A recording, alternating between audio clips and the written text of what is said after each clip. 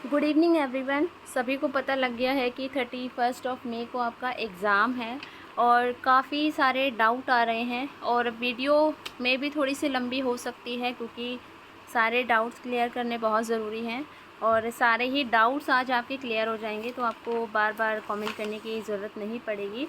तो सबसे जो पहला डाउट आ रहा है मेरे पास, सारे डाउट्स मैंने लिखे हुए हैं वही शेयर कर रही हूँ आपके साथ। तो सबसे पहला जो डाउट है, एक सेकेंड।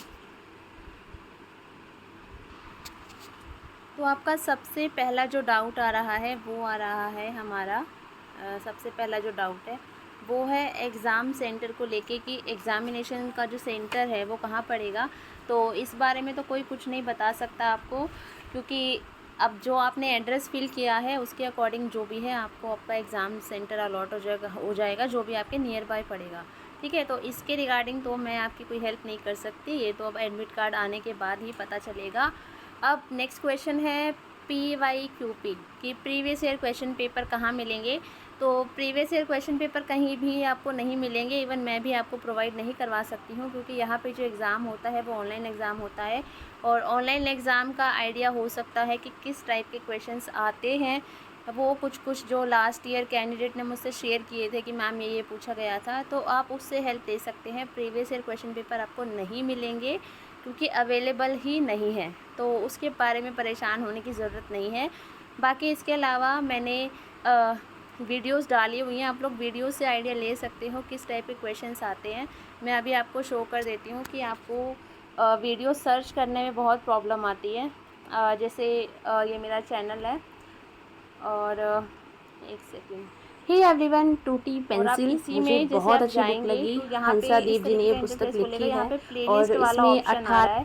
प्लेलिस्ट वाले ऑप्शन में आके यहाँ पे आपको एक तो दिख जाएगा, यहाँ पे देखो MP Bhoj open university BEd and DLEd वाला, और इसके अलावा यहाँ पे मैंने स्पेशल BEd की अलग से प्लेलिस्ट बनाई हुई है। स्पेशल BEd वाली भी प्लेलिस्ट यहीं कहीं है, ठीक है।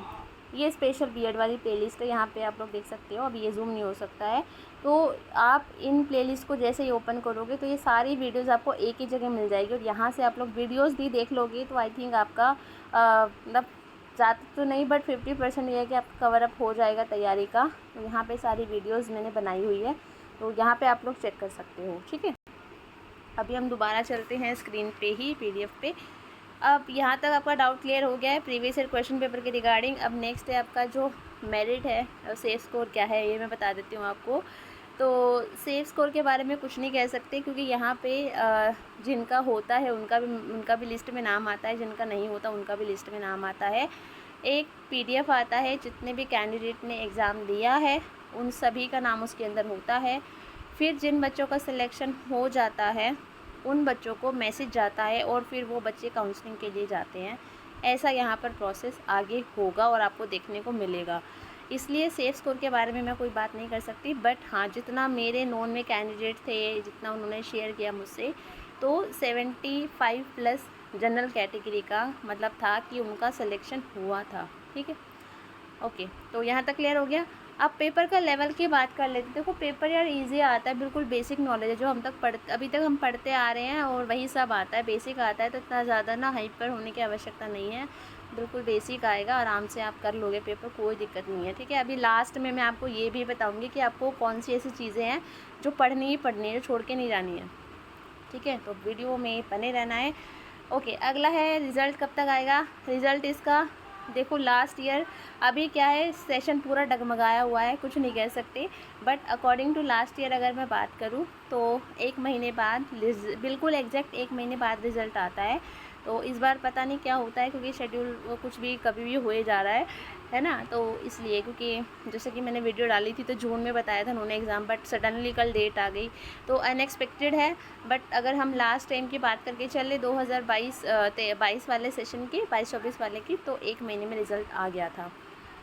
ओके, नेक्स्ट है हमारा एडमिट कार्ड। एडमिट कार्ड है आपको 1 हफ्ते भर पहले देखने को मिल जाएगा, ठीक है। इतना ज़्यादा परेशानी लेने की ज़रूरत नहीं है। आप एग्ज़ाम करवा रहे हैं तो एडमिट कार्ड भी देंगे, तो उसके बारे में परेशान होने की ज़रूरत नहीं है। कब आएगा कब आएगा, आएगा ज़रूर, आप लोग पहुँच जाओगे, ठीक है। MP में पहुँच जाओगे एग्ज़ाम देने अगर आप बाहर के कैंडिडेट हो तो।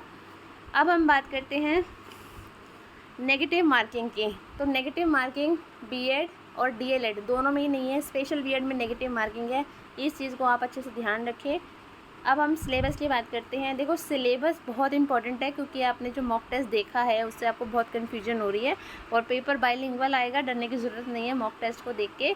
तो देखो जो बीएड है उसमें 1000 सीट है आपकी, ठीक है, और डीएलएड है जो उसमें 500 सीट है, ठीक है। अभी हम बीएड और डीएलएड की बात करते हैं।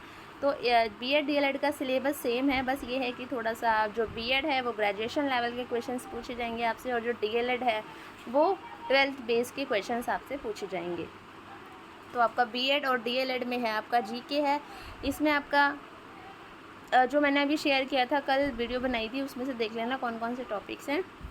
बिल्कुल बेसिक जीके है, आपकी जनरल हिंदी है, और आपका टीचिंग एप्टीट्यूड है। वो आप वीडियोस देख लोगे उससे क्लियर हो जाएगा, उससे आपको इसके अलावा बाहर कुछ पढ़ने की ज़रूरत नहीं है, इस चीज़ की गारंटी मैं आपको दे रही हूँ। और लास्ट वन इज़ आपका जो है रीजनिंग है, हल्का फुल्का मैथ्स भी आ जाएगा। ये 4 चीज़ें हैं 25-25 नंबर की देखने को मिलेंगी आपको, और ये है, ठीक है। अब यहाँ पे एक चीज़ और मैं क्लियर कर दूँ कि कुछ इंग्लिश, बिल्कुल बेसिक इंग्लिश ज़रूर पढ़ के जाना, लास्ट ईयर क्वेश्चन पूछे गए थे, ठीक है। तो बिल्कुल भी चांस नहीं लेना है, आप लोगों ने इतना वेट किया है और अब एग्ज़ाम है, तो बिल्कुल भी चांस नहीं लेना। कुछ बिल्कुल बेसिक इंग्लिश हल्के फुल्के रूल हैं, वो एक बार देख लेना, ठीक है। तो इनका सिलेबस क्लियर हो गया। अब हम स्पेशल बीएड की बात करें तो इसकी 500 सीट है स्पेशल बीएड वालों की, और इनकी नेगेटिव मार्किंग है, और 90 नंबर का पेपर आएगा, जबकि बीएड और डीएलएड वालों का 100 नंबर का पेपर है, और नेगेटिव मार्किंग है। तो आपको बहुत ज़्यादा ध्यान देने की ज़रूरत है। आपकी जीके आएगी, और आपका टीचिंग एप्टीट्यूड आएगा, आपकी रीजनिंग आएगी, ठीक है, और इसके अलावा आपका जो है सब्जेक्ट स्पेसिफिक क्वेश्चन आएंगे, लाइक जो दिव्यांगता से रिलेटेड क्वेश्चंस होते हैं। मैंने ऑलरेडी वीडियोस अपलोड की हुई है, आप लोग वीडियोस भी देख लोगे तो भी आपका हो जाएगा। इम्पॉर्टेंट मैंने फुल फॉर्म्स करवाई हुई हैं, तो वीडियोस भी आप लोग देख लोगे, आपका डन हो जाएगा। और बाकी आप लोग भी थोड़ी बहुत इंग्लिश देख लेना, ठीक है। और नेगेटिव मार्किंग का मैंने बता दिया है। अब 2 चीज़ें और, पहले ये कि मैम हम आउट ऑफ एमपी है और हमारे पास एससी या ओबीसी का सर्टिफिकेट बना हुआ है, तो हम क्या जनरल काउंट होंगे या हमारा कास्ट सर्टिफिकेट चलेगा? तो यहाँ मैं बता दूँ कि आपका कोई भी कास्ट सर्टिफिकेट काम करने वाला है नहीं। आप चाहे कोई भी हो अपने राज्य में, आप एमपी में एज अ जनरल काउंट होंगे, ठीक है। तो ये चीज़ आपको बिल्कुल ध्यान रखनी है। अगला है कि मैम किस कैटेगरी के लिए कौन सी कितनी सीट है, लाइक एससी वालों के लिए कितनी है, ओबीसी और अदर स्टेट वालों के लिए कितनी है। और ये क्वेश्चन मैं कई बार कॉल करके और मेल करके पूछने की कोशिश की है, बट इसका कोई जवाब नहीं आता है, मतलब नहीं आता है, नहीं देते हैं वो लोग जवाब। कई बार मैंने पूछा भी है कि कितनी सीट्स कौन सी कैटेगरी के लिए अवेलेबल है, तो इसका मुझे कोई रिप्लाई नहीं आता है। तो इस बारे में कोई जानकारी नहीं है, क्योंकि ये क्वेश्चन भी मुझसे पूछा गया है कई बार। ओके, अब लास्ट चीज़ है जो आपको बिल्कुल भी नहीं छोड़नी है, ठीक है, बिल्कुल भी नहीं छोड़नी है, उसको ज़रूर पढ़ के जाना। एमपी का जितना भी राजकीय, एक तो उसका जो मतलब ज्योग्राफी है हल्की फुल्की, ठीक है, आसपास के राज्य कौन से हैं, बिल्कुल बेसिक, बिल्कुल ना, वो ज़रूर पढ़ के जाना। और यहाँ पे जो एमपी का राजकीय पशु, राजकीय पक्षी, राजकीय मतलब बहुत सारे राजकीय समथिंग होते हैं ना, तो वो सारे राजकीय जो चीज़ें हैं वो ज़रूर पढ़ लेना। पिछली बार पूछी गई थी, ठीक है, बिल्कुल पूछी जाती हैं। और भले ही एमपी का कोई सिलेबस नहीं है, लेकिन आप किसी पर्टिकुलर, जब आप स्टेट में एग्ज़ाम दे रहे हैं, भले वो एंट्रेंस हो, तो उस स्टेट से रिलेटेड क्वेश्चंस पूछे जाते हैं आपसे। और राजकीय पशु पक्षी पेड़ ये सब पूछे ही जाते हैं, पिछली बार भी पूछे गए थे। तो और हाँ, नदी वगैरह थोड़ी सी देख लेना, क्योंकि नदियों के क्वेश्चन पिछली बार पूछे गए थे। तो बस यही सब था, एंड आई होप कि आपके सारे डाउट क्लियर हो गए हैं। अभी स्टिल किसी का कोई डाउट रहता है तो मुझे कमेंट कर सकता है, बट मैंने पूरी कोशिश की है कि आपके सारे डाउट मैं इसी वीडियो में क्लियर कर दूं, क्योंकि अभी आप लोगों के पास भी ज़्यादा टाइम नहीं है कि आप लोग बार बार वीडियोस देखेंगे। तो आई थिंक ये लास्ट वीडियो है और इसमें आपके सारे डाउट क्लियर हो गए हैं। नए हो तो सब्सक्राइब करें और शेयर ज़रूर करें, and don't forget to like. और आगे जो भी प्रोसेस रहेगा मैं आगे तक आपके साथ बनी रहूँगी, ठीक है, तो कोई चिंता करने की ज़रूरत नहीं है आगे जो भी होगा। तो अभी आप लोग तैयारी करते रहें। So thank you so much everyone, and good evening everyone. Thank you.